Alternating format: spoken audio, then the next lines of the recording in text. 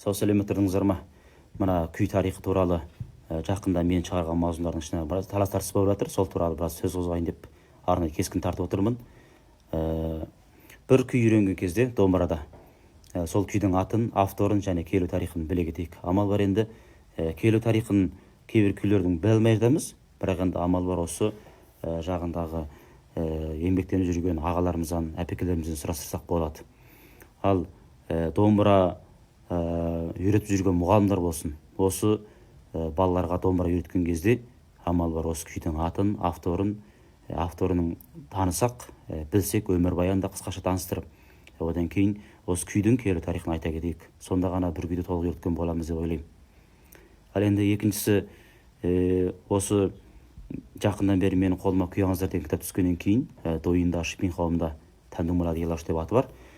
Сол күйдің келу тарихын шығарып жатқам. Енді сол кітаптың ішінде кейбір мазмұндар біраз қате жазылған болуы мүмкін, кейіпкердің аты қате етіп қалған болуы мүмкін. Сол туралы біраз талас тартыстар болды. Енді бұл талас тартыс туылғаны менше жақсы деп ойлаймын. Өйткені қарасам осы торапта күйлердің келу тарихын таныстырып, я болмаса сол мықты өзіміздің әйгілі күйшілердің өмірбаянын таныстырған кескіндер ерекше аз екен. Осы жағын бір толықтап қояйын деген ойменен осыны бір кескін тартып шығарып жатқам.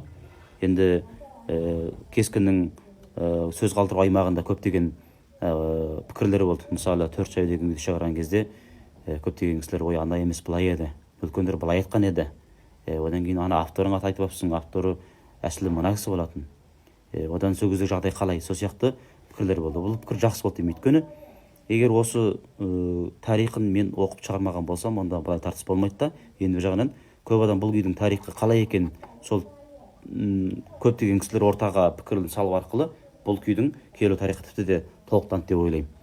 Егер бұл көрмекші болсаңыздар, менің Тәндім мұрады елаушы деп Вейшиннан Шипин қауымды іздеп, сол арқылы көріңіздер. Ал екіншісі, амал бар, біз осындай құнды мазмұндарды бір-бірімізбен ортақтасып шығара жүрейік.